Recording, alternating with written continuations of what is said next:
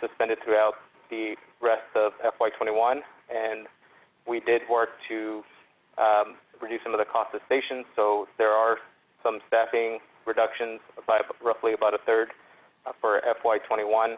And then lastly, we are working diligently with our transit partners to implement a contactless transfer program. Next slide. And I'll be handing it off to Priscilla. Good morning, everyone. On the marketing and communications front, we've put together a lot of health and safety tips and graphics to communicate our message of the expanded protocols that we've been pursuing during this time since the pandemic hit. We also put together the video clip that you see in the upper left there that can click and you can watch it. We had our staff do clips from home and from the office and various places to communicate the various safety protocols that we've engaged in. And that's available on our YouTube page, as well as it was released via our different social channels. Next slide. You can check that out later. These are examples of our digital billboards that ran in different places along the freeways. As you can see, we have the travel safely message throughout, and our characters are wearing masks and traveling with family. We also last week held our very first corridor conversation via Zoom and invited many of our riders to participate and ask us questions. We used it as a way to communicate some of the service changes that we've done, answer their questions about that, and also talk about our health and safety protocols.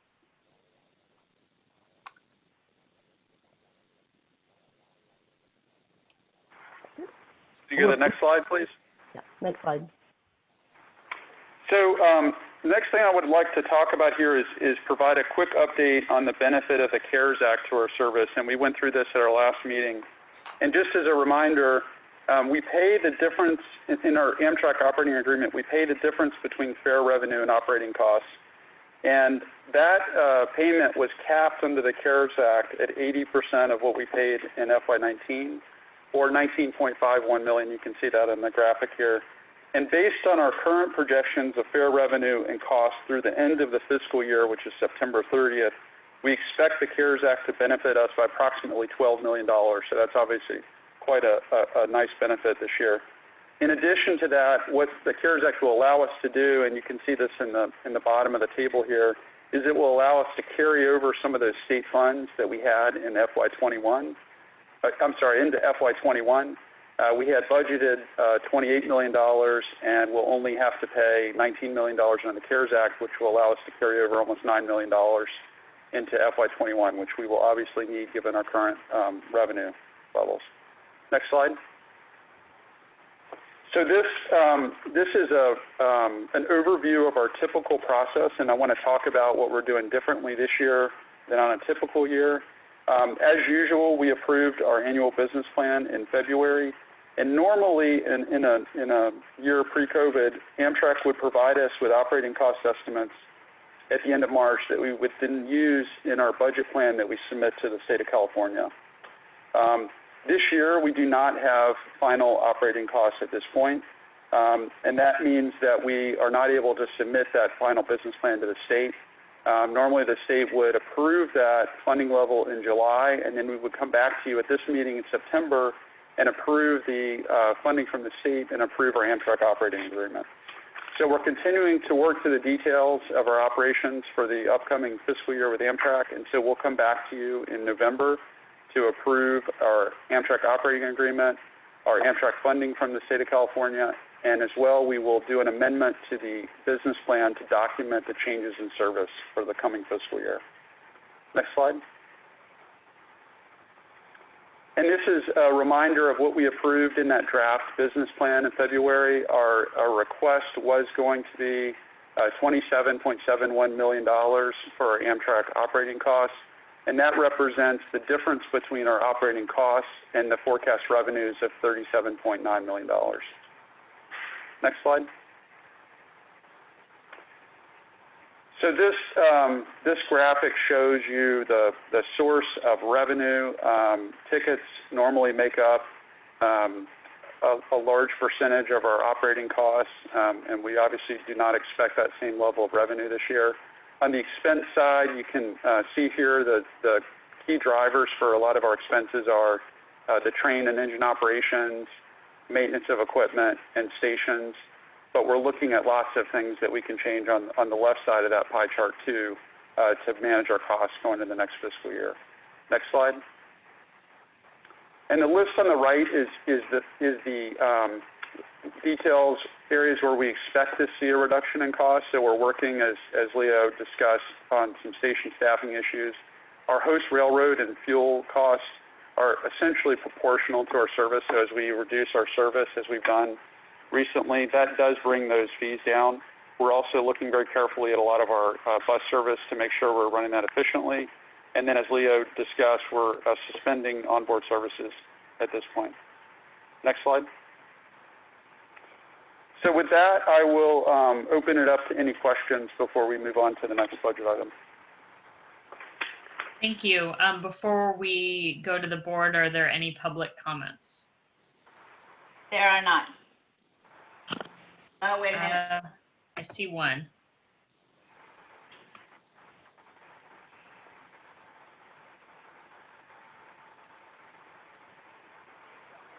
Mr. Barnbaum, you've been unmuted. You have 3 minutes. Hear me? Hello? Hello, can you We hear can hear me? you, but you have bad feedback. All right, I don't know what's going on there. All right, but I did want to talk about the, wow, I don't know what's going on. It's very quiet in the room that I'm in. Have 2 devices on. Do you have a computer and your phone? Yeah, so I'm watching on Zoom, and then I have my phone on. Okay. Turn your speakers down on your computer. It's muted completely.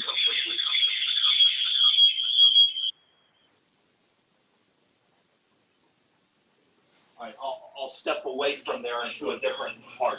Can you hear me now? That's a little bit better.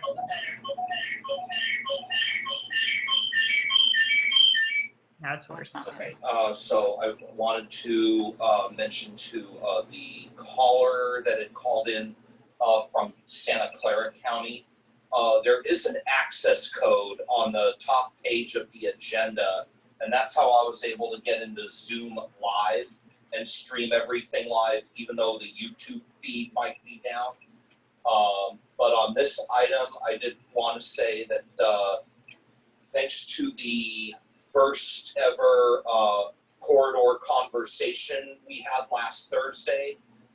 Thank you to staff for continuing to look heavily into the Emeryville San Francisco service that you mentioned in this agenda item, and that you're still contemplating the possibility of a change to a public transit service provider for the future of this service. And I want to thank you for all looking into that very closely.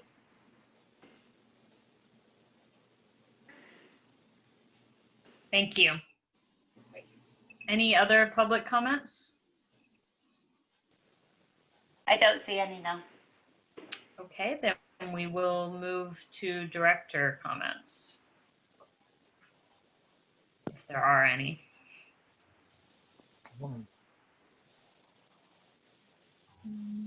Does not look like we I'm have. sorry. Oh, go ahead, Director Rayburn. Just a question for Priscilla, probably. In this conversation with the passengers, what were the comments about the cafe closure? Any negative comments about it, but people seem to understand. They did have some questions about how we arrived at that decision to close the cafe. And, we basically explained that it's, out of concern for everyone's health and safety throughout as they're, going in and out of the cafe car and such. So we're basically following guidelines as much as we can. But there were a couple of questions as to why cafe service was open on other services, but Mm. we've decided to keep it closed on ours. Director Abram, you're muted.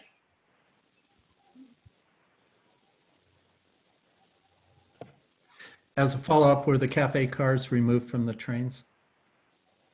No, they have not been removed because they house our Wi-Fi. Thank you. And we are going to make some adjustments in the coming months to shift a couple of the cafe car Wi-Fi services to other cars, and we will have a few consists that run without cafes. All of this is temporary, and we are taking delivery, and it's already started in California, of new cars from Siemens. So this is a planned transition. We've just accelerated that transition to give up some of the Amtrak leased equipment so that we can save that in our budget this year. Thank you, Rob. Any other questions or comments from directors? I don't see any more. So just wanted to thank you for this presentation and for continuing to be flexible with service and new rules, and our riders for continuing to be flexible and continue to keep us updated.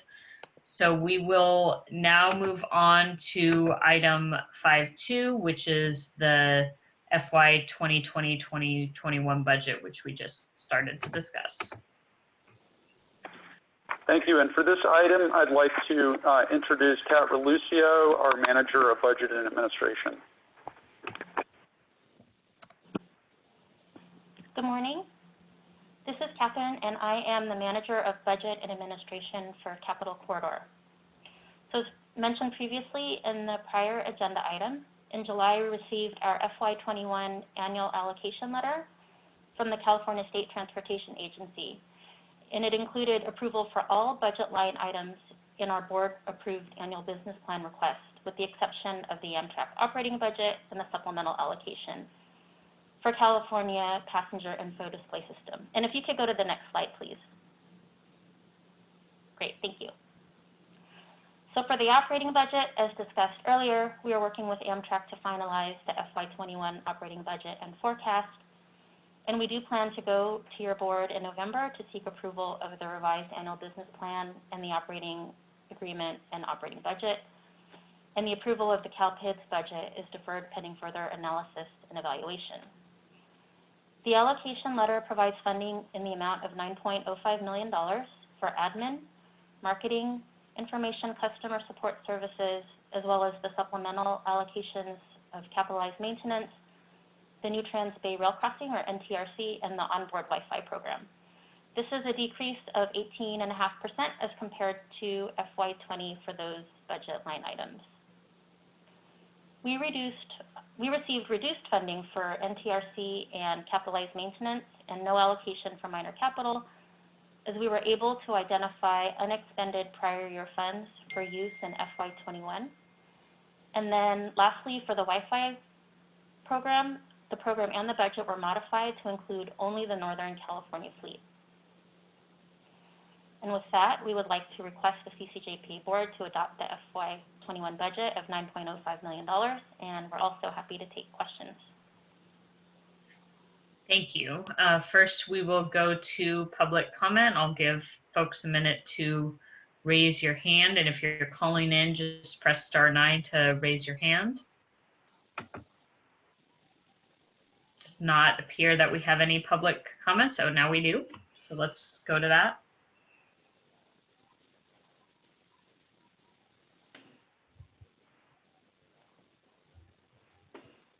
Go ahead, please. Thank you. This is Roland LeBrun. The only question I have is why is Capital Corridor only getting $1 million for NTRC when BART right now have issued an RFP for $600 million? Thank you.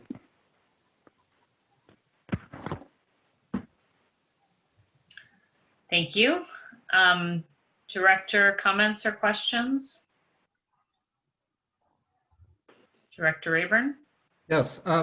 I'm interested in knowing just what the implications are for some of the cuts, and starting with the capitalized, well, the minor capital projects. What does that include? Fencing?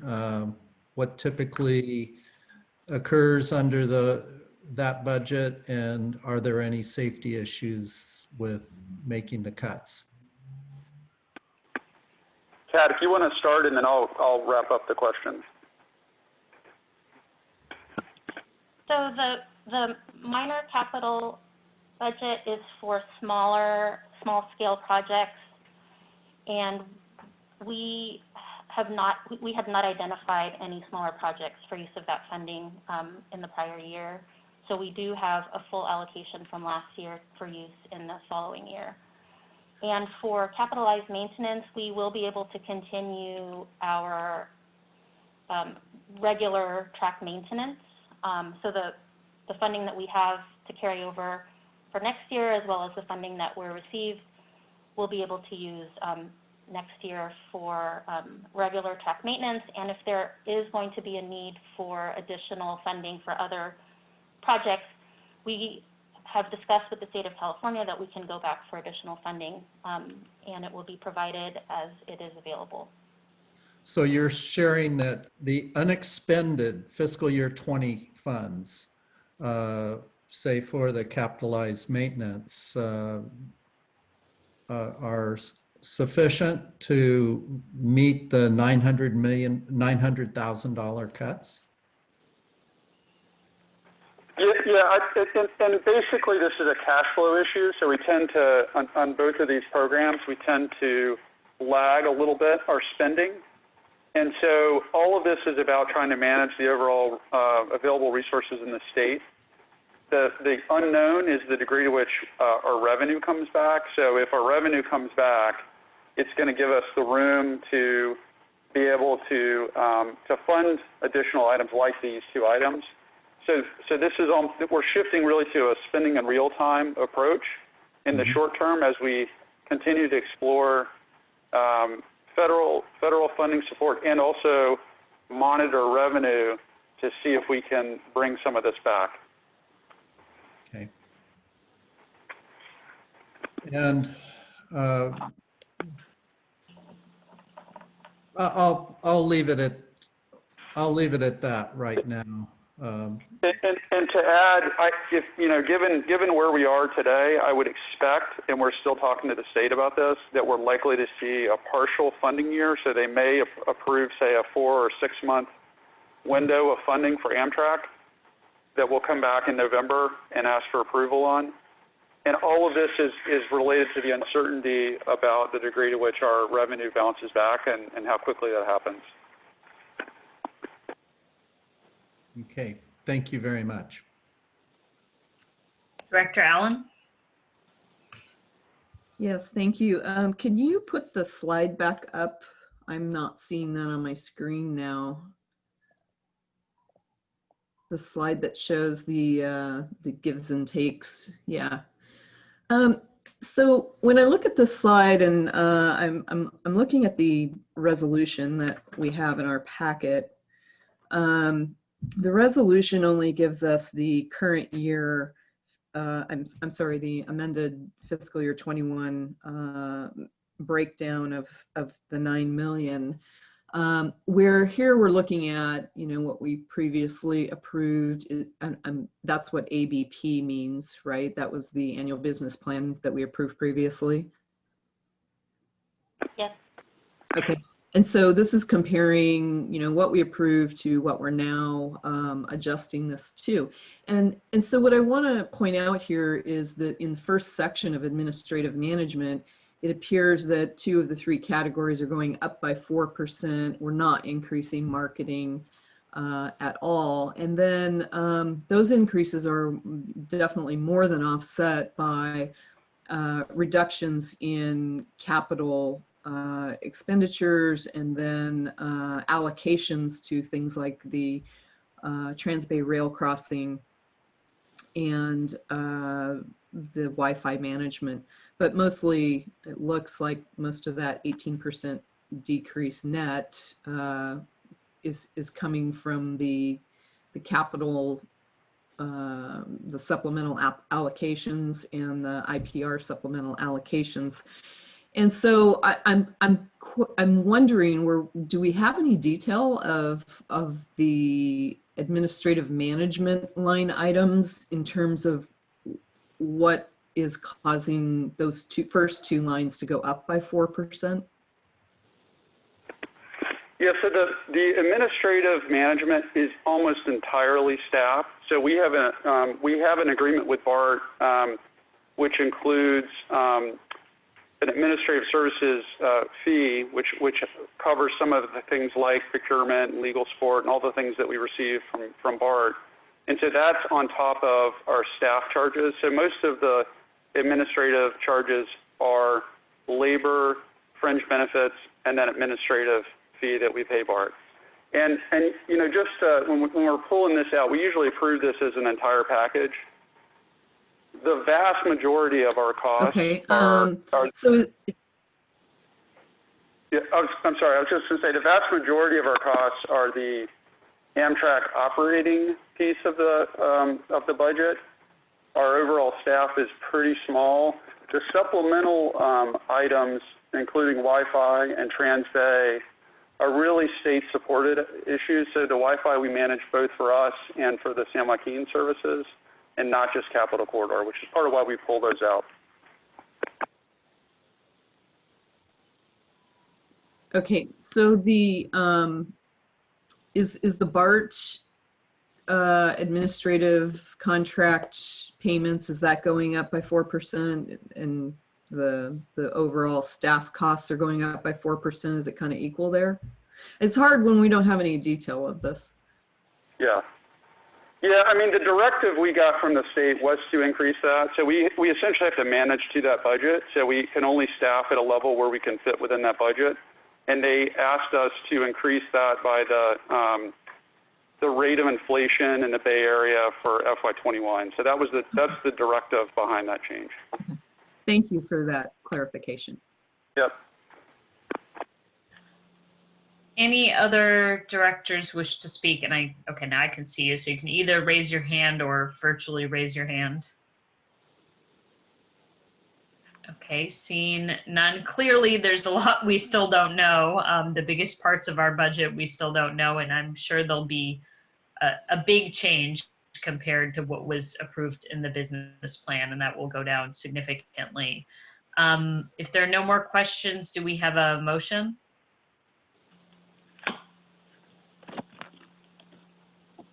Motion to approve. Motion and a second. Saylor, second. Okay, we have a motion and a second. Let's go to the vote. Director Saltzman, Yes. Director Saylor, Yes. Director Allard, Yes. Director Allen, Yes. Director Dusty, Yes. Director Frederick, Yes. Director Lee, Yes. Director Miller, Aye. Director Corrales, Aye. Director Rayburn, Yes. Director Sparing. Yes. Thank you. Motion carries. So we'll go to item 5.3 now, which is an update on legislative matters. And we do not have an action item request on this one today, so I'll just give a brief update. And your packet includes an overall summary of state and federal issues. I do want to highlight a couple of items that are relevant to our recent conversation. One is, as I did discuss, the benefit of the CARES Act. We are continuing to engage with Congress on potential funding for additional support, which if it happened, would come through the FY21 appropriations to Amtrak. So the CARES Act provided funding to us through Amtrak. We are working with Congress on that, and Amtrak is working with Congress on that. As you know, there's an expectation that we'll have a continuing resolution in the short term, so we do not expect any clarity about the level of support we might receive until at least December, probably not until early next year. The other thing to highlight is the FAST Act expires on September 30th, and we expect a year-long extension on that. We get lots of questions about that as the authorizers are working through the details of that, and we will continue to engage on that. With that, I'll pause and open it up to any specific questions. Thank you. It looks like we have a public comment.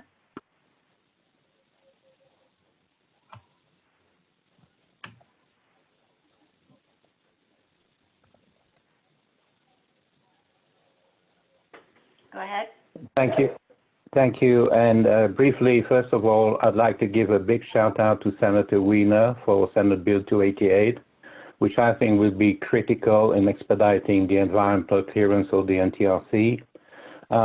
Another request I'd like to make to you is that you reach out and support Mayor Liccardo in San Jose in, I don't know what it's going to take, but probably it's going to be a recall, you know, of the legislature from recess and pass Senate Bill 955, which is an extension of Assembly Bill 900. Thank you. Thank you. Any further public comment? Seeing none, I will go to directors. Any comments or questions?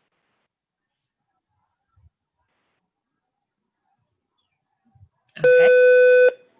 Seeing none, we will move on to the next item since this is informational. Next item is 5.4 South Bay Connect update. And if we can go back to the slides again.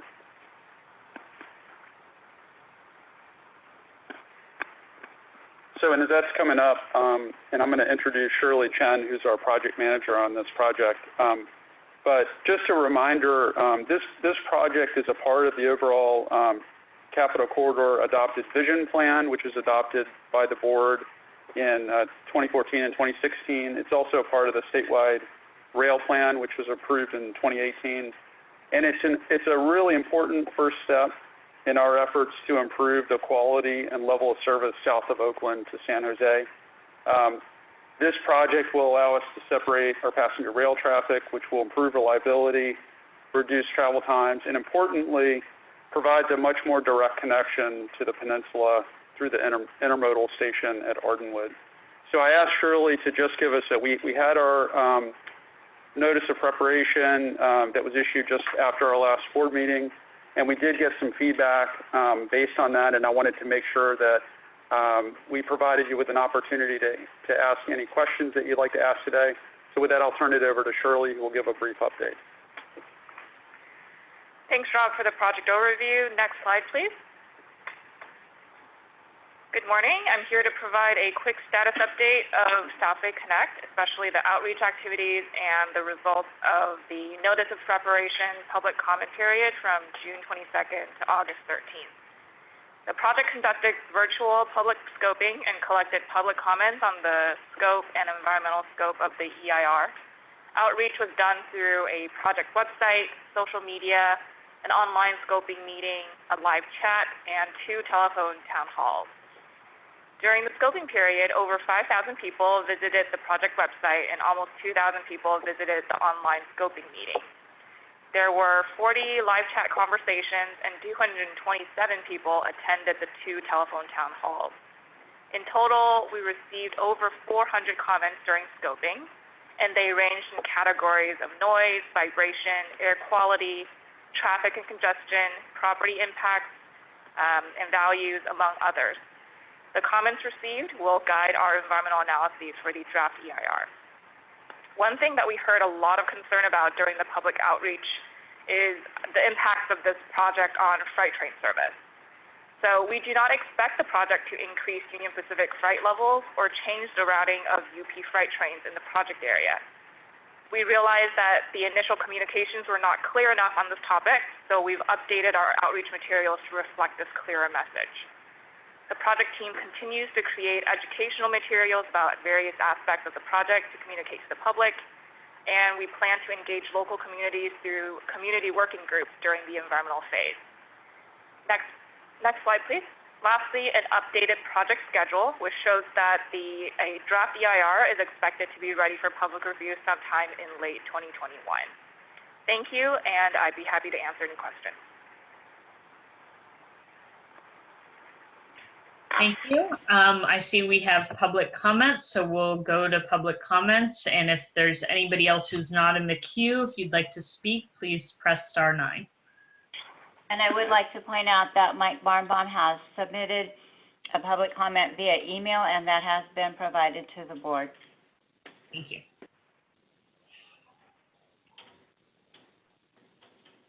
Okay, first public speaker, you've been unmuted. Please give your comments. You have 3 minutes. Hello, can everyone hear me? Yes. Okay, good. That sounds much better on my end, and I hope it does on your end too. So I wanted to just follow up with my written public comment and just highlight why it was imperative that I provided a written substitute motion in addition perhaps to a future motion at a meeting down the way to approve the project.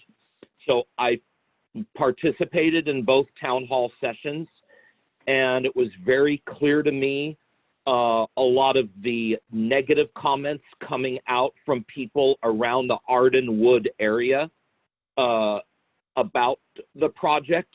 And so it was very head-turning to me. And so I wanted, as part of my public transit advocacy and consulting, to work with you on this project very closely, regardless of whether you provide a motion or a substitute motion down the road. And what I included in a potential substitute motion were what the project would not do and what the project would do. So just on a couple of bullet points, I understand that in the substitute motion, the project would not separate passenger from freight, nor would it save time in travel, but it would still aim to connect to the Dumbarton Express. It would still aim to eliminate Fremont and Hayward, while at the same time constructing a Union City station along the current alignment, which would also add another connectivity to the BART system, making it 3 connections with BART versus the existing 2 today.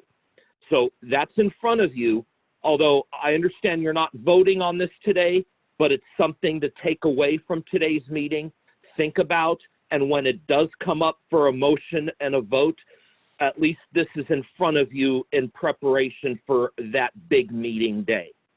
Do you have any questions about the research that I have done?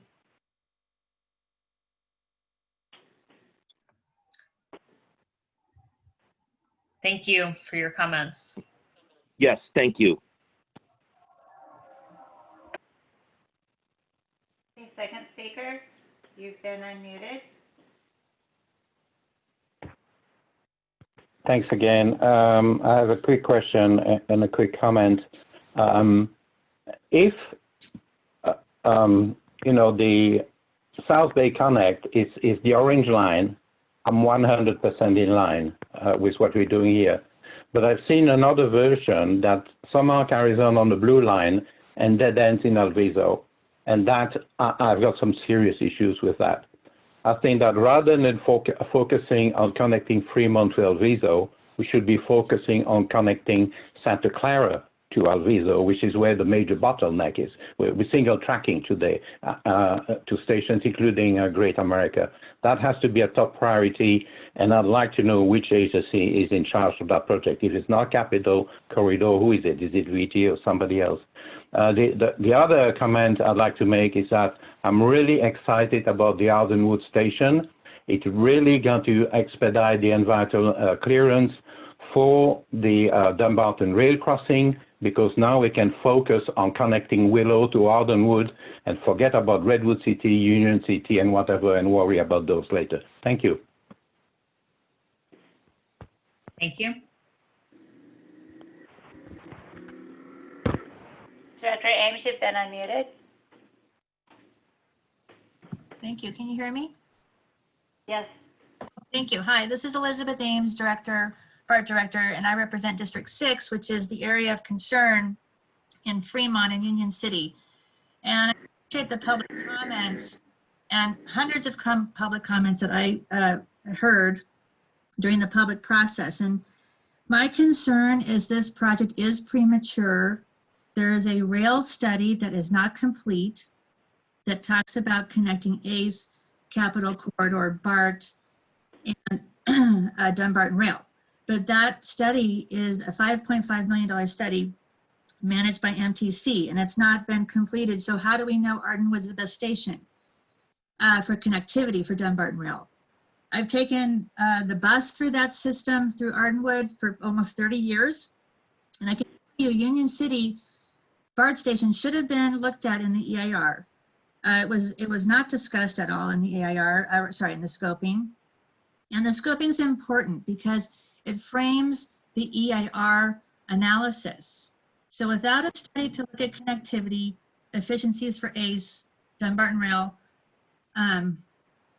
Capitol Corridor, without having that information, the study's premature. This EIR is premature. And I would like the board to respond to these concerns of 2017 vision plan, the validity of this, because we're going through a renaissance where people are not traveling like they used to long distance. And we should be questioning, maybe we should be questioning, do we need more trains to San Jose? I would say no, we have BART going to San Jose. So we're competing for ridership at this point with people working from home. I don't think this is the right vision where we're headed in our future. This is a renaissance. We need to rethink long distance travel. Look at ACE, look at Capitol Corridor, Dunbarton Rail in totality. And Union City should be analyzed. I appreciate that comment. So I hope the board can reconsider the vision plan with everything changing. Consider an intermodal station at Jack London Square. Ferries, bus, rail, BART. Why add more rail to San Jose when we have BART going there? So thank you so much for allowing me to comment. And I really hope we can be more reflective and reimagine transit when we have enough information on connectivity and also freight. We have no information on freight as well. Thank you so much. Thank you. All right, and we have one more public speaker. Go ahead, please. Hi, this is Joe Bolte. Can you hear me? Yes, what was your name again? My name is Joe Bolte. Thank you. Go ahead. Thanks. So I'm really intrigued by the South Bay Connect. I made some comments during the first public outreach phase about missing info, and I see that the website is much upgraded now, much better information. So thank you to Director Saltzman and everyone who was involved in upgrading the web page so it's much more informative. I'm still a little bit concerned that there's not enough detail about connecting bus service at Ardenwood. I can see the value in the South Bay Connect project, but we should recognize that it's going to be a shift away from downtown Hayward and downtown Union City to a less dense connecting station at Ardenwood. So in my opinion, it's absolutely vital to plan and commit to an appropriate level of bus service there and hopefully eventually Dumbarton rail service to go across the peninsula. Otherwise, we're going to kind of move the train away from the people without investing in enough connecting service. So I think this is vital for integrated planning to understand what kind of bus service is going to happen there. I also want to echo Liz Ames' comments. We need to understand whether Capitol Corridor and BART to San Jose are going to compete for riders and whether there's going to be cannibalization of the market there. So both of those things need to be explored in detail and understood by all stakeholders before moving forward. Thanks. Thank you. Was that the last public comment? Right, there are no more public comments. So now we'll go to directors. First, Director Lee. Great. Thank you, Chair Salzman. I want to thank all of the public commenters, including, of course, our colleague, fellow Director Liz Ames, for calling in today. I talked to staff about this. I think it would be helpful for staff to respond to a few of the comments that were made here. So first, I'd love staff to talk a little bit more about how this South Bay Connect project interlinks and is engaged with some of the broader planning processes. If there can be an answer to that. And the second thing I'd like to hear a little bit more about is that there are definitely some concerns that were concentrated particularly in Union City and Fremont about potential losing of those stations. So if you can talk through sort of like, you know, the very lengthy community engaged process that it would take, you know, around those sorts of discussions about what places do and don't have stations. And then the one comment I'll make, especially in response to the last commenter, Joe, I would say that redundant service is great. I think in so many places, we wish we had redundant service for all different reasons. But of course, you know, there's cost considerations, and ultimately the redundancy should really about providing the riders and potential riders with the best ridership experience and with the connections that they really need. So I'm not, you know, on face value opposed in any way whatsoever to what might be seen as redundant service down to San Jose if it's really expanding transit access to more people and making it more accessible and affordable. So over to staff to answer those two questions.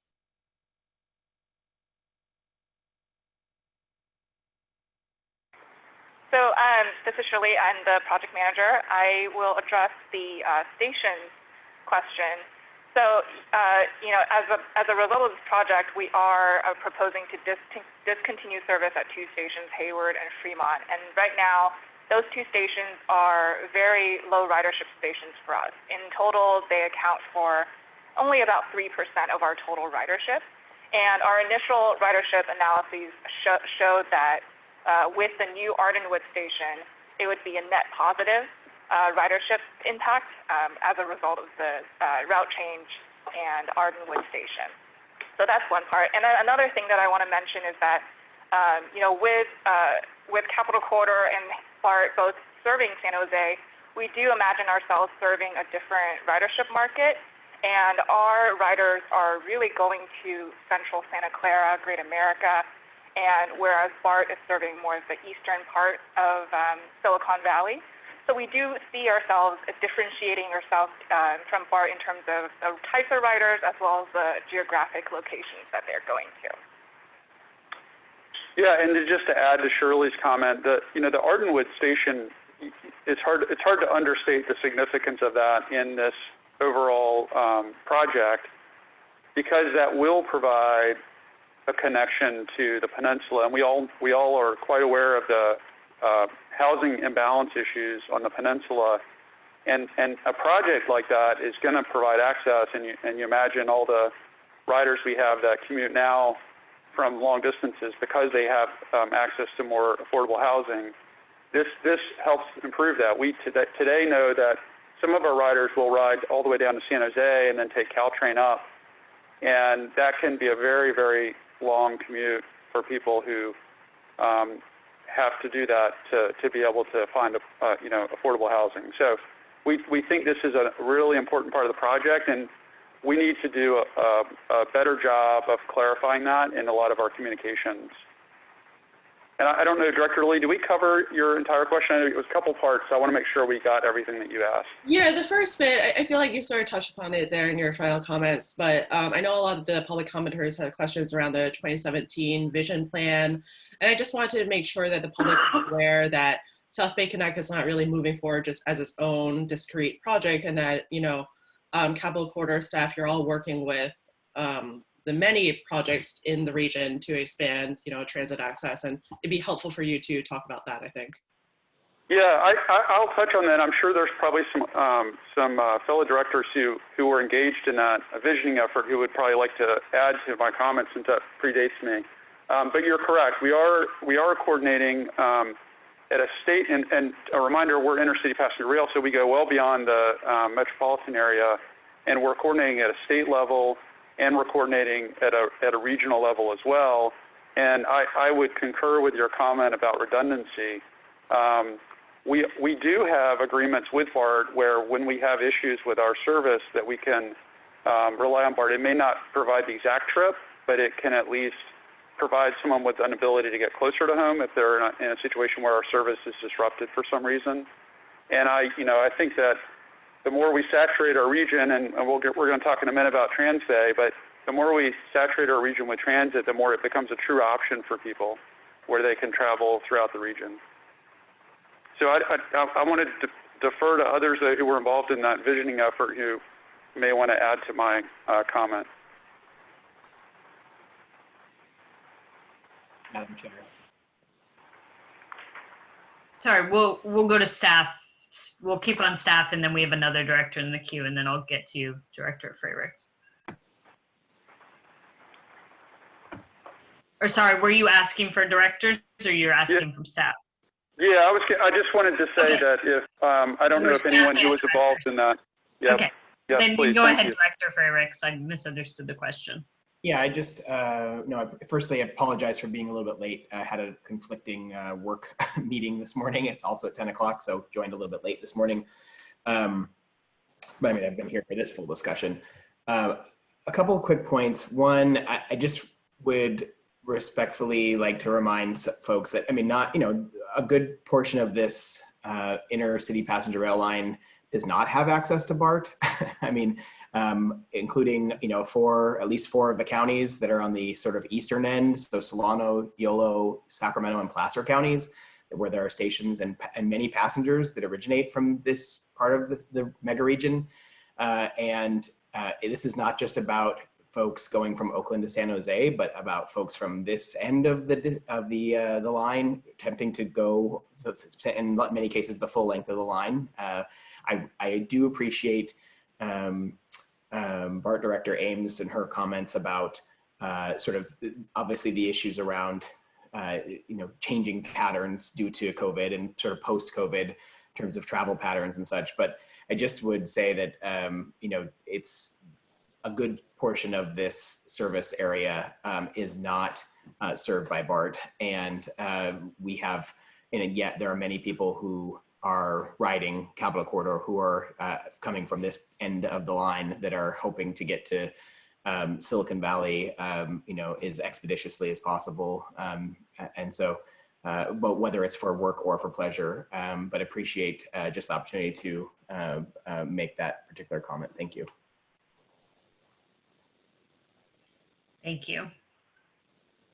And sorry, we do have a queue, so are you all responding in response to Rob's question, or Director Rayburn, do you have new comments? Because Director Allen's been waiting for a while to speak, so I want to get to her as well, if you're not responding to his question. What I was adding, I have more to add to what Lucas shared, to what Rob indicated. Okay.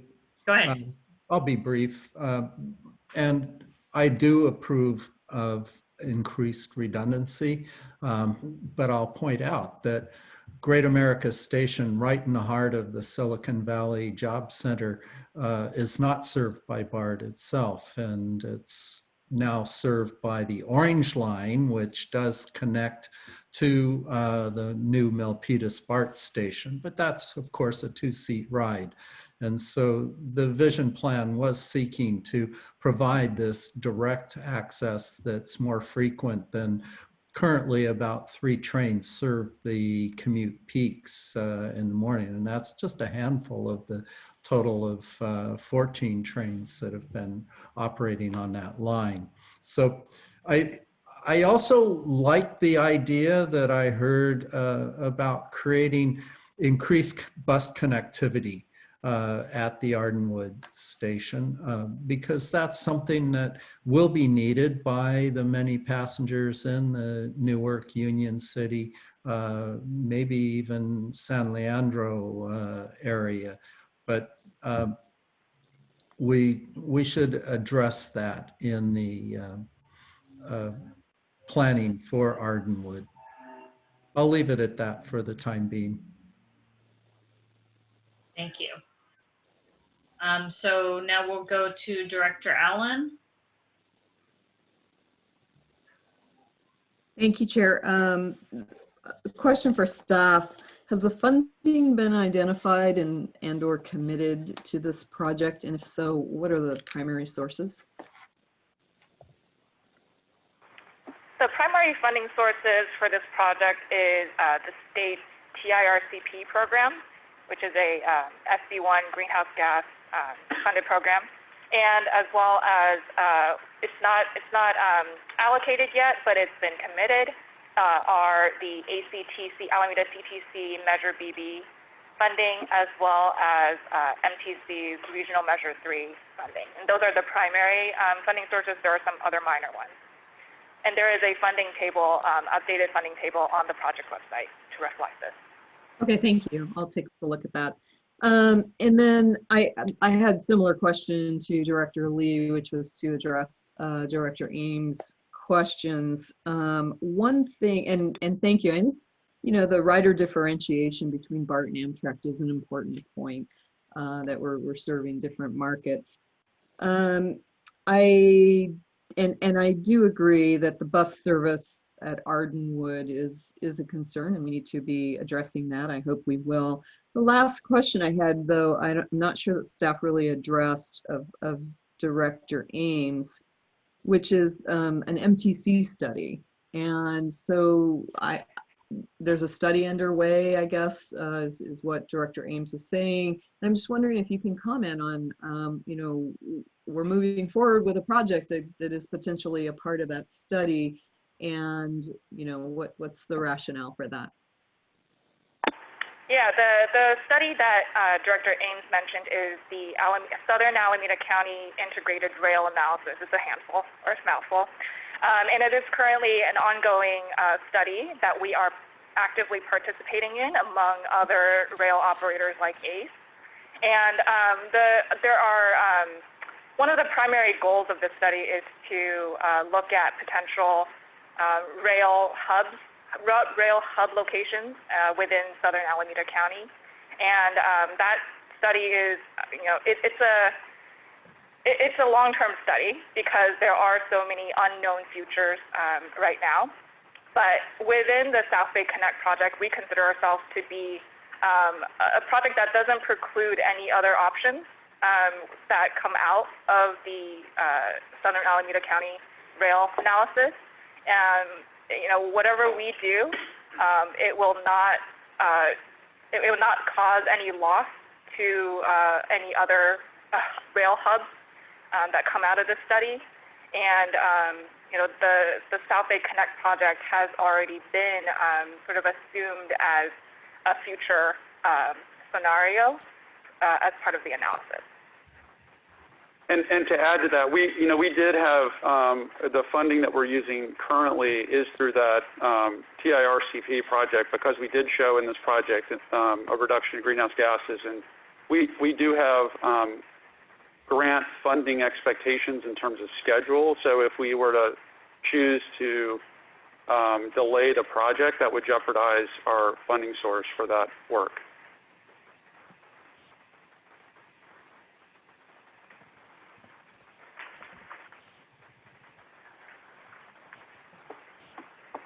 Do you have further comments, Director Allen, or is that? I'm sorry, I lost connection there for a bit, but I did not hear the last part of that conversation, but I won't make you repeat it. I'll just follow up behind the scenes with some further information. Thank you. Do other directors have comments or questions? Thank you for this update I really want to thank staff for all of you. I know you put a lot of work in on this. The various public meetings all done, via Zoom in a very different way than you've been used to in the past. The kind of one-on-one conversations that people can have online, all of the conversations you've had with elected officials and the city council meetings you've presented at. And I just know it's been a ton of work. And I really appreciate you listening to the feedback about updating the website and just giving more information and making sure people could kind of look at this holistically, or we'll have to continue to work on that. I think this is an important project. There's certainly a lot of concerns locally, and so we need to work to address those. So I look forward to working with you on that. So that concludes this item, and we will now go to an update on the new Transbay Rail crossing. Thank you very much, and I very much appreciate the comments, and that the staff does as well, so that's appreciated. On the capital projects update highlight this week, as you remember, we included in your packet a list of capital projects, and at the end of this item, I want to make sure we have an opportunity for any questions on any of those projects. But we are going to talk about the new Transbay Rail Crossing project, and I'd like to introduce two people for this presentation. The first is Camille Sal, who is new to our staff as of January, and she's the Capital Corridor lead on this project, and we welcome her to our team. And the second person is Sadie Graham, who some of you know from BART, and she is the acting lead for the project. And this is a partnership between Capital Corridor and BART. We're really getting moving on the project, and so we would like to come back to you again and continue to provide updates as the project moves forward. So we'll do that at key milestones in the project. And with that, I'm going to turn it over to Camille. And we'll go back to the slides, please. Thank you, Rob. Good morning, directors. I'm Camille Sal. I'm the NTRC lead for Capital Corridor. And I'm quite pleased to be here with Sadie Graham today to update you on the progress that we've made this year, as well as give you an overview of some upcoming work that we're going to be doing. Just to let you know, this is going to be one of many updates to this board. We are going to be regularly updating both the BART and Capital Corridor directors, and we will also be giving regular updates to your staff through our staff coordinating group meetings. Next slide, please. So 4 years ago, the Bay Area Council Economic Institute published two reports. One was on the 21 county mega region, and it talked about how the 21 counties are increasingly interconnected in transportation, housing, the economy, and the environment. And in addition, they published a second report that talked about the benefits to the mega region of having a second rail crossing between San Francisco and Oakland. So since then, BART and CCJPA have formed a partnership to manage this program, the NTRC, to not only plan for the second Transbay crossing, but also to identify other improvements, other key improvements to transform passenger rail travel in the Northern California mega region. And these could very well include some projects that are in the Capital Corridor Vision Plan. Next slide, please. So I think I had been here less than 2 months when we realized that the pandemic was going to be here with us for a while, and as you all know, it really disrupted things. And so we had been planning to go out in the summer to do extensive outreach on the program, but we realized we needed to reach out and just make sure that folks had an appetite for us to engage with them on a project like this so long term. So we conducted a survey of about 1,400 voters in the 21 county mega region. And what we heard was about 80% of them really encouraged us to continue long-range planning for this mega project in this program. We also gave them an abbreviated description of what the program would entail, which not only included the crossing, but also, to create an integrated rail system. And what we heard was that 80% either somewhat or strongly supported a program with this description. Next slide, please. So we've seen this pattern for decades where, we have parts of our mega region that have many more jobs than housing, and then other parts that have more housing than jobs.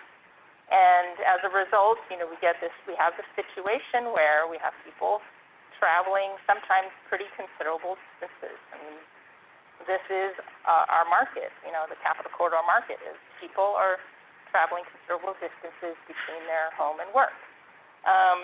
And even though, the things that have changed now with more online work and more online schooling, this pattern is, accelerated the migration to places like the Sacramento region. So we feel that, more than ever, our program is very relevant in making sure that as we plan for the future, that people have an alternative to driving on highways, and that they have a great rail network that they can depend on to get to places of work. Next, please. So this slide is just an overview of our program timeline. We are here in phase 0 right now, and we've basically been working on setting up the program. As you see, as we progress into phases 1 and 2, we will be defining the program better and eventually selecting a project or projects that will then be designed and constructed in phase 3. And the hope is that by 2040, we will have a new rail crossing and likely some other key projects that are open for revenue service. And I would like to note that throughout these phases, we will be engaging with stakeholders every step of the way. Next, please. So this slide outlines the business case evaluation framework, which is basically the approach that we are using as we develop a variety of program and project alternatives. This is the way we are going to evaluate these alternatives before we come to the actual projects, which will go through the environmental process. And the reason this is a better approach is that the environmental process is great when you have a defined project for which you can study impacts. However, when you're starting with a multiple number of alternatives and you're trying to compare them, you really need something like the business case framework to be able to do that effectively. So this is the framework that we've put in place, which we will be using for the next several phases. Next slide, please. So before we embark on developing program alternatives, we need to have a vision so that we can coalesce around, what is it that we're trying to do here. And as Rob and others have mentioned already today, we're working very closely with the state. They have their state rail plan, which identified the crossing as a key element of improving passenger rail in Northern California. We have our own vision plan, which we adopted several years ago, that identifies many improvements to our system. And of course, we're working with BART and other rail operators to integrate rail travel.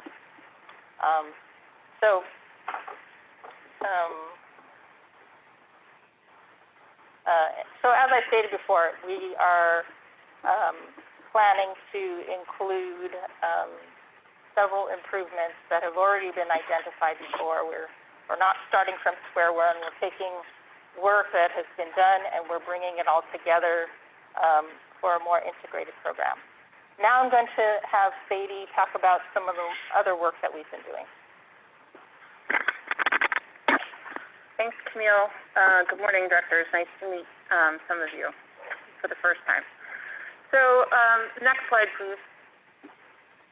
The first step in advancing the business case framework that Camille spoke about is a strategic case, which will analyze the many program and project alternatives in terms of the goals and objectives you can see on this slide. You'll see that transforming the passenger experience is on the left and larger.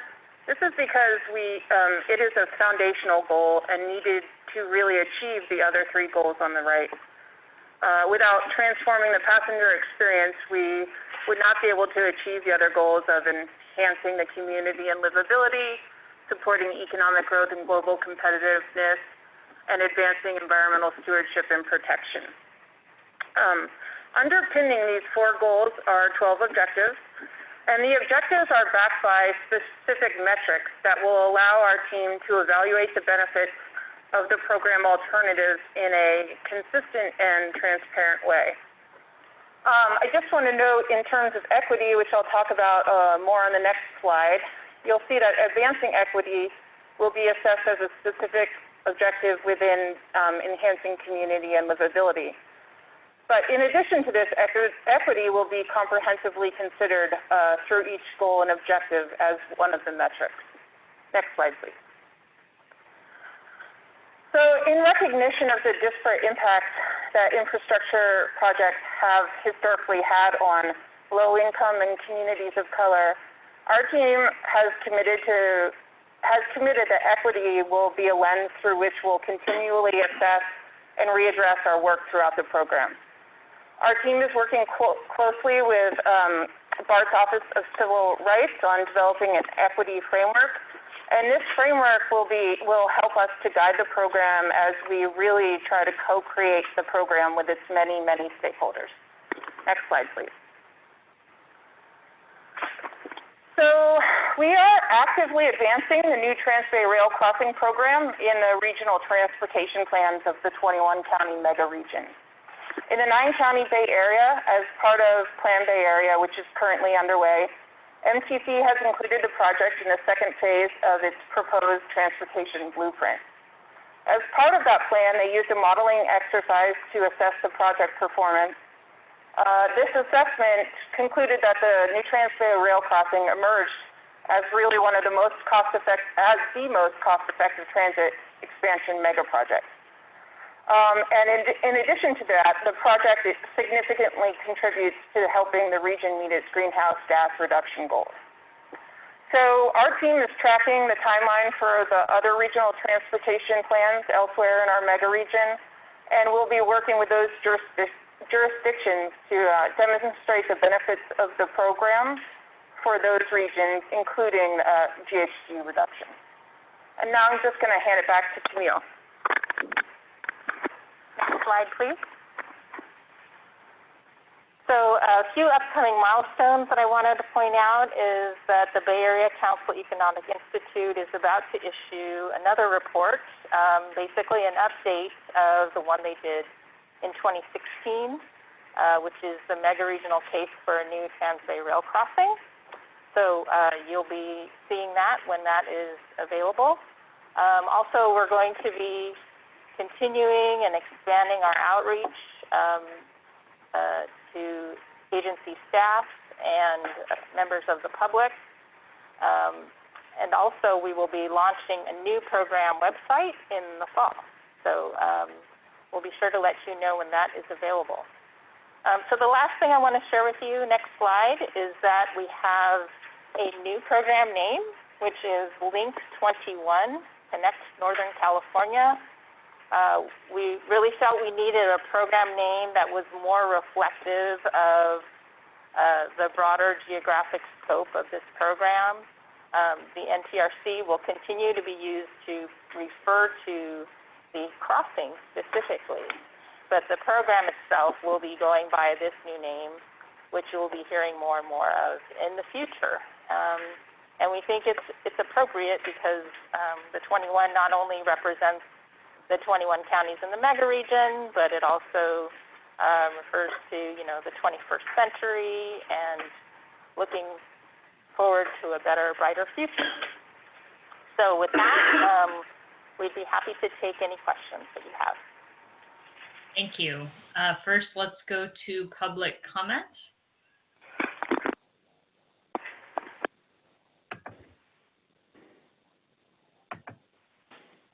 Director Ames, go ahead. Thank you. Can you hear me? Okay. Yes. Thank you, everybody, for addressing some of my concerns at the last item. And I just want to reiterate the renaissance that's happening where job housing imbalance is being rebalanced. So I'm not opposed for, for Capital Corridor to go to Santa Clara and San Jose. I'm asking for a reconsideration of the vision of more intermodal facilities and interconnectivity to solve these gaps to improve ridership in the Bay Area. So there's no funding for Dunbarton Rail. There's no funding for ACE to connect for the state rail plan for, intermodal connectivity to either Union City, Capital Corridor, or, the whole rail connectivity in the South Bay isn't resolved. So there's a vision there that's not been completed. There's a vision here, Link 21, that could actually do a lot for the Bay Area, meaning connecting Capital Corridor to ferries, to buses, to light rail for world-class transit. And finally, for freight, Caltrans is raising the bridges for vertical clearance to allow trucks to go on I-80. And the busiest line on Capital Corridor is the Martinez line, which really should be rethought as a higher priority because freight also is increasing in the state. So when I look at all these vision plans, I think a lot of the stuff is in silos, and Capital Corridor just looks at Capital Corridor. Trans-Bay Crossing is going to be looking just at that connection. And we really need to look at the whole picture. Where are the gaps? Because ridership is going to change, and I really hope this board takes a leadership role in rethinking the current vision plan for Capital Corridor and making a more holistic view given our renaissance in transportation that's happening now where people are working from home. So thank you so much and hope we get there. Thank you. Thank you. Mr. LeBrun?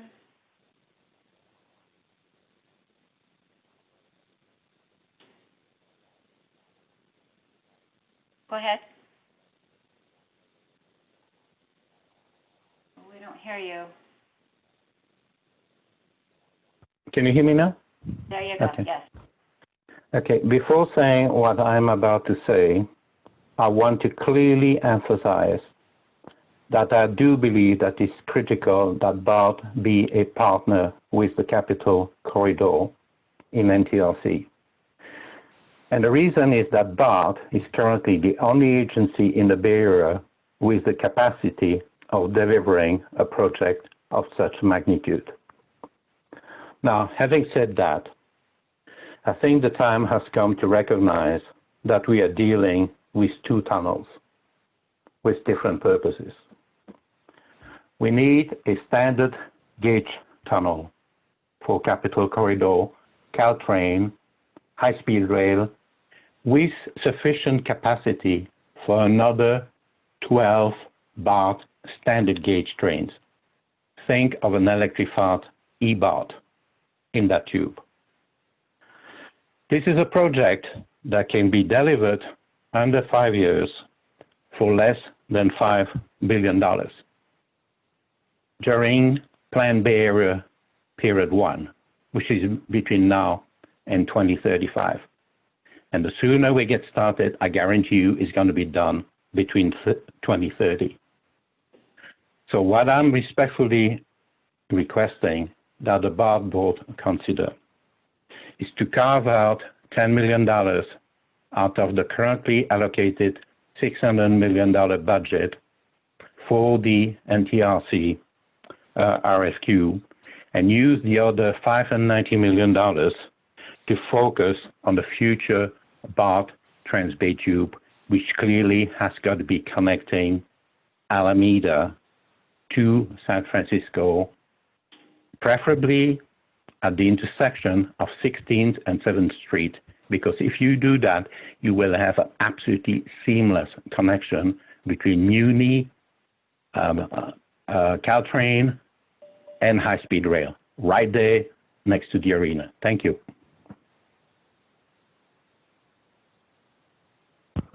Thank you.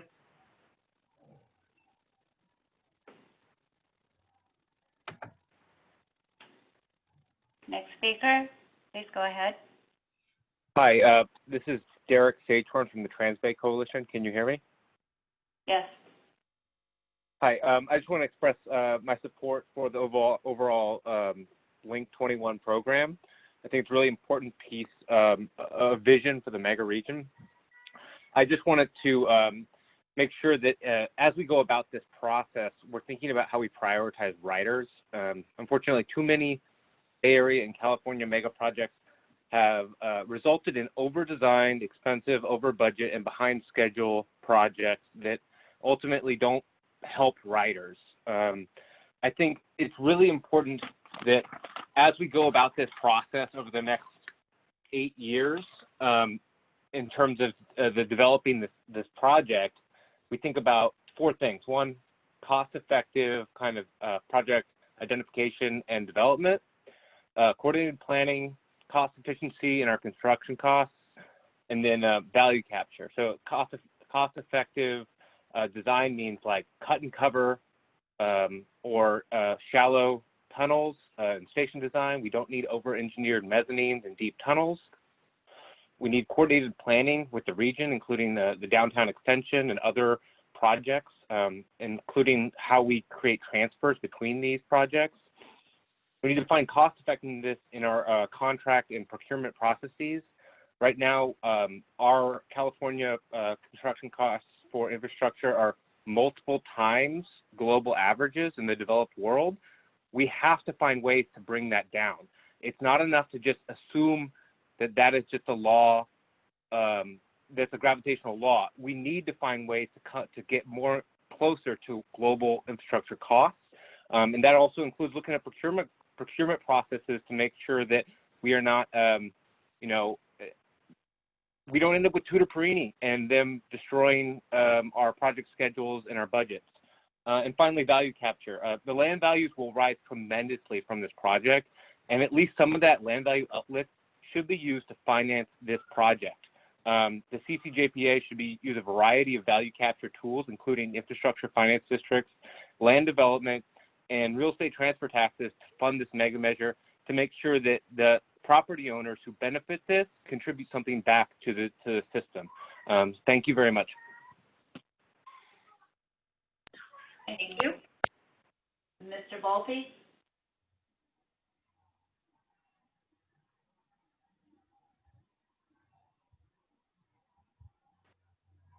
Hi, this is Joe Bolte. Hi, I'm a huge supporter of more Trans-Bay capacity. I'm looking at the program vision slide 30, and the diagram here that shows this red dashed line from San Francisco to Oakland. I want to point out that this isn't just a matter of more Trans-Bay core capacity. As other commenters have alluded to, we have severe connectivity problems and access problems both on the San Francisco side of the bay and the Oakland side of the bay. Today, it's really hard to transfer to a line that's going to get you across the bay.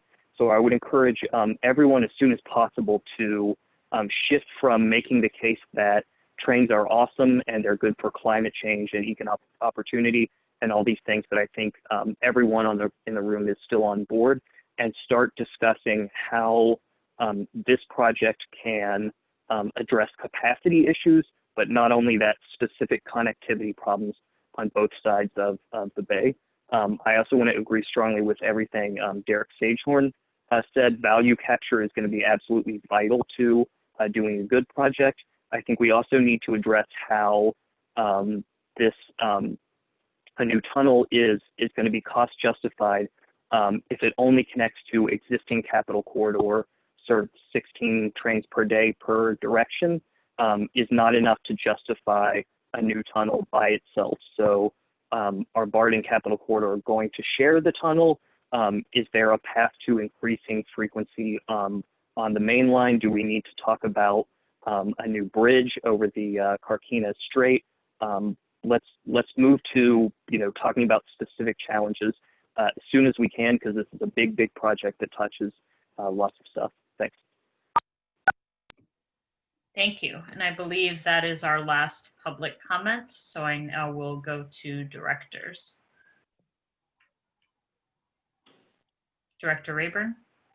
Well, I'll just make a couple of brief comments. I'm very excited that we're using the term Link 21. For the past several years, I've referred to this project as the new Transbay Crossing, and it's much more than that. And by being much more than that, I think it does open the door for the kinds of issues that were suggested by Derek Sagehorn, with the idea of looking at helping the financing through value capture of the land use. And we're now at a point where the high-speed rail has recently identified their junction in the Central Valley to connect into San Jose. So we're making the kinds of taking the initial steps necessary to see that this Link 21 really will become a reality. It's the footprints in place. So this is a very exciting project, and I look forward to working on it and helping guide that it results in the goals that are suggested here, and that the idea of prioritizing riders, after all, is what is emphasized, as Sadie suggested, through the focus on equity. Thank you. Director O'Neill. Thank you. So I appreciate all the work that's going on, and I think this is all great ideas. But what concerns me, and there's a couple of things, like, is the element of how, as a nation, so this isn't meant as a criticism of any of the staff or the directors that are here that are so committed, but how, as a nation, do we figure out how to deliver projects in a more economical fashion and in a time frame? It's like, if I go out and try to talk to voters in my area and say, oh, it's going to take us 20 years to build a new tunnel. I just think as thought leaders in our region, and as we approach perhaps having a new approach to infrastructure in the coming in a different administration, how do we use all our brain power to figure out that we get these projects done in a time frame that's actually going to make a difference in people's lives? I hate to say it, a lot of the people on this call probably won't be alive to see the tunnel if we don't figure out a way to make things happen in a more realistic time frame, so that you're going to get support from people. When you tell them something 20 or 25 years, that you're not going to generate the kind of enthusiasm and support that we need. So thank you. Thank you. Any other directors have comments or questions? Director Lee. Just as probably one of the youngest on this call, I just want to align myself with the comments Director O'Neill just made. Other comments? Thank you for this update. When this came to the BART board, we recently had a presentation on this. I too, asked about pursuing value capture.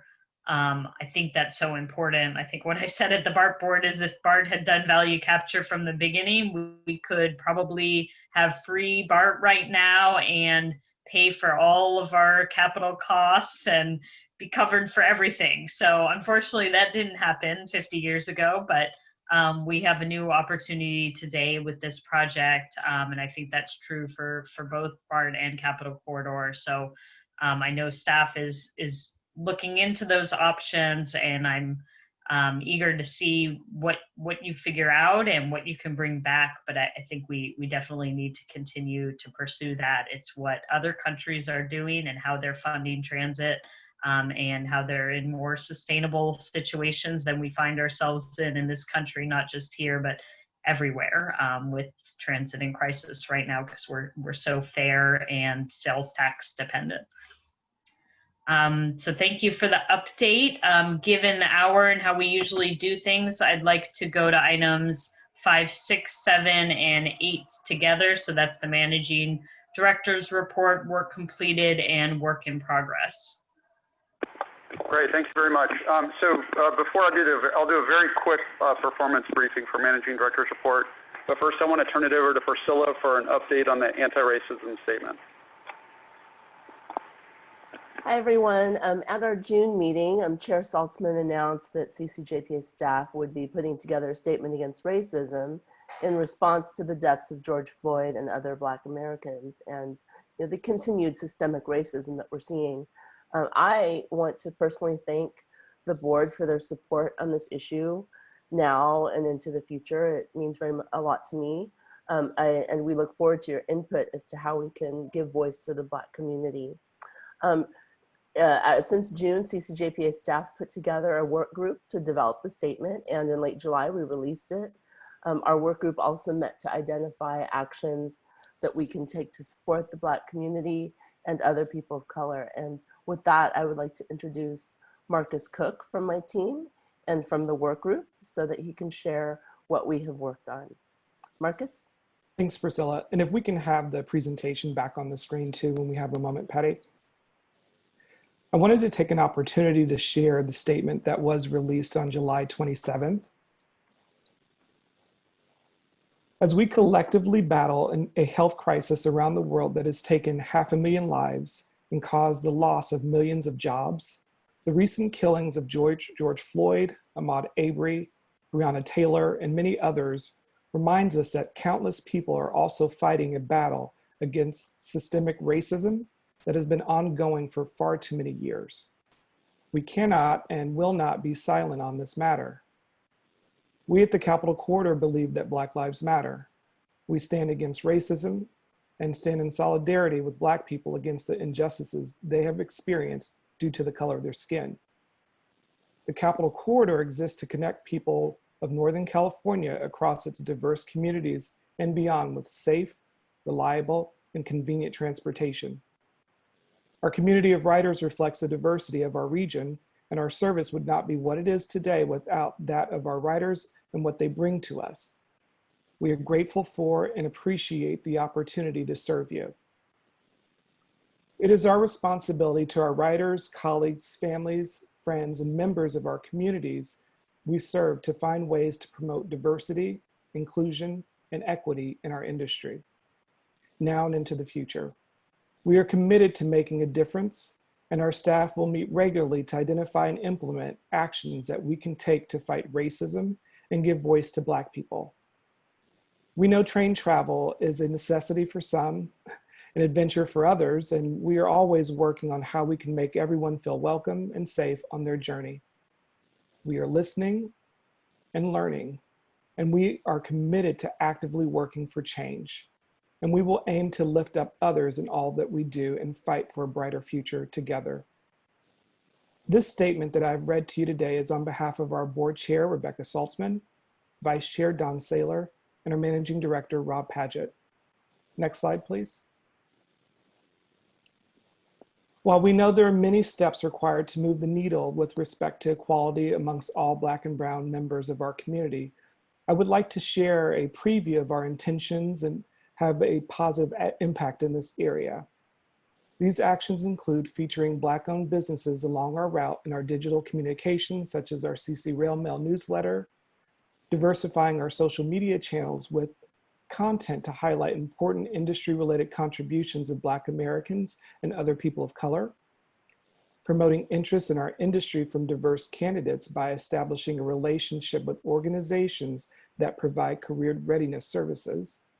And lastly, we want our commitment to be visible and long-lasting. The colored black bar that you see added to our traditional brand colors is a statement that will be included in our digital and printed assets, including our business stationery and marketing collateral moving forward. Our team may be small, but we recognize the important contributions at all levels. Thank you. And with that, I'll hand it back over to Rob. Thank you, Marcus and Priscilla. We can go to the next slide.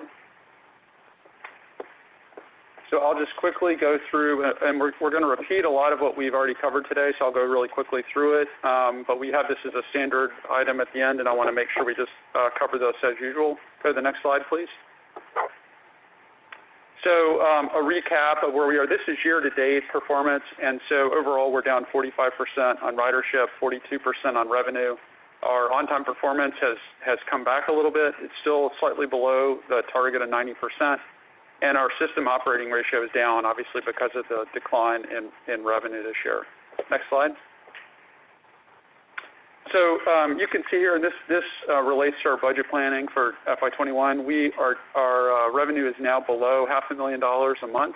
We were at more than $3 million a month pre-COVID. And next slide.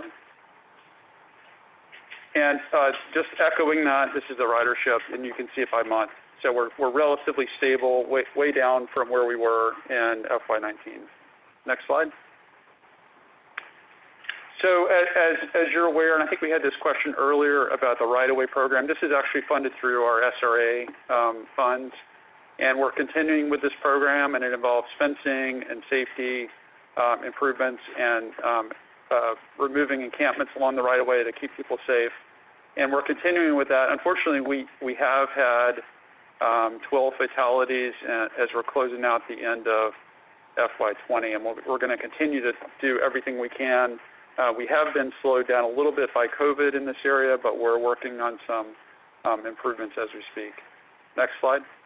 This is my last slide. Just a continuation of what we talked about last time. We've really been working hard on our customer engagement and providing lots of means for our customers to contact us. And we see a real positive here is the number of neutral comments continues to be very high.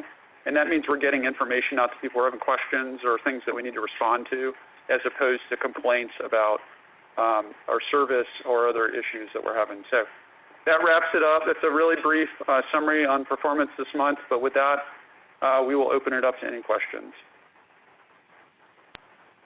Thank you. First, is there any public comment?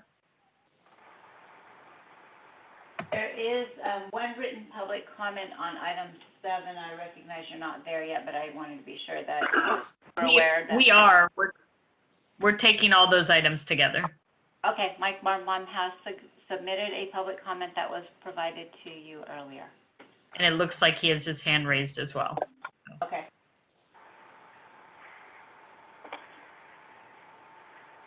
Go ahead.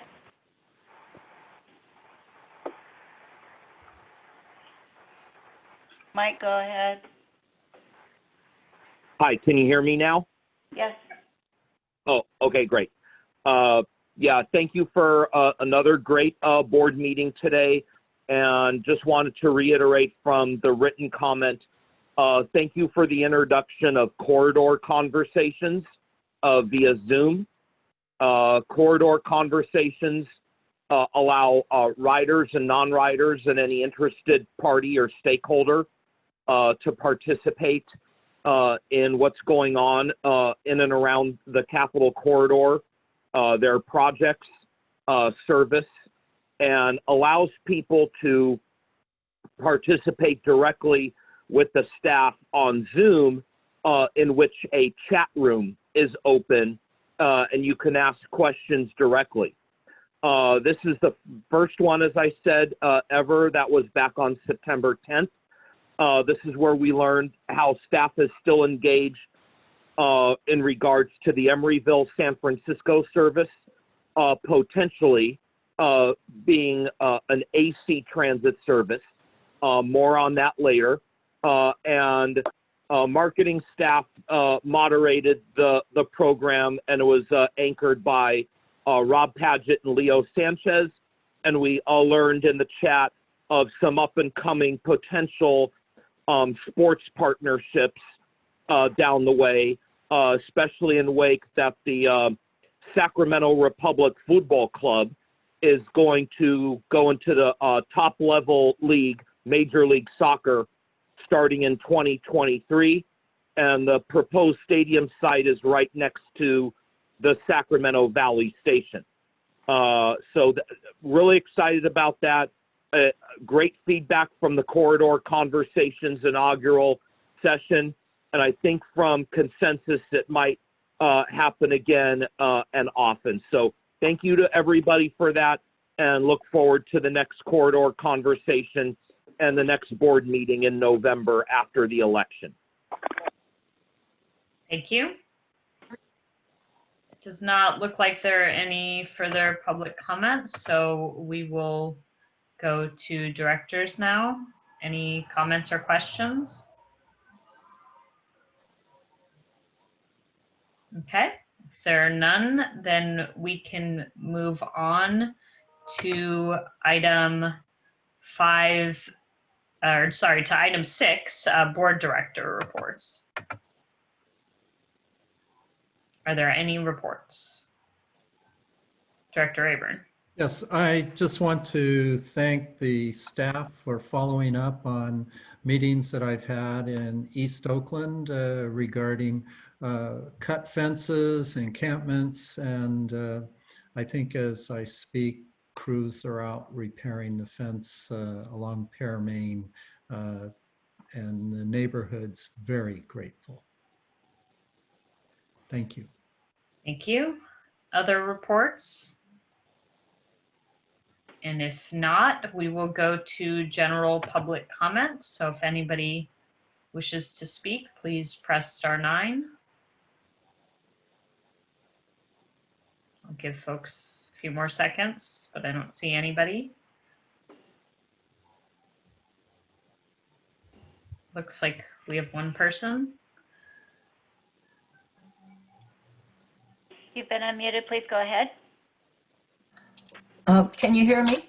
Yes. Yes. Thank you very much. This is my first Zoom call with you. I just want to mention, I'm the president of Rodale Citizens Association in Rodale, and I have advocated for a train stop eventually, which isn't on your agenda, I know, but at one time in the 20s, 1922, we had a ferry and we had a train. We want it back. We've got the property. We've got all of the requirements that are needed. We're right next door to Hercules. I have addressed the board before a couple of times, and I go back to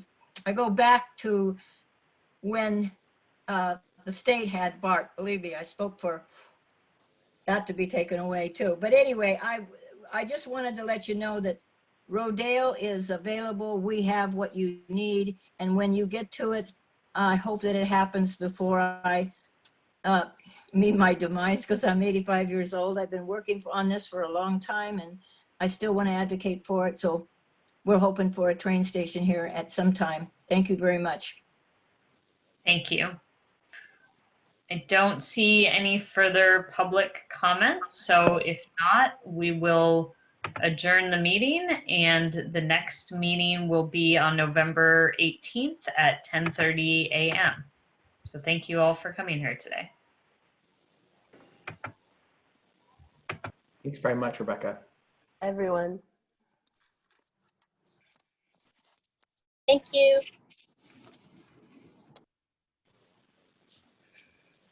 Okay. Now you gotta Thank wait you. for me to Everybody stay finish. safe.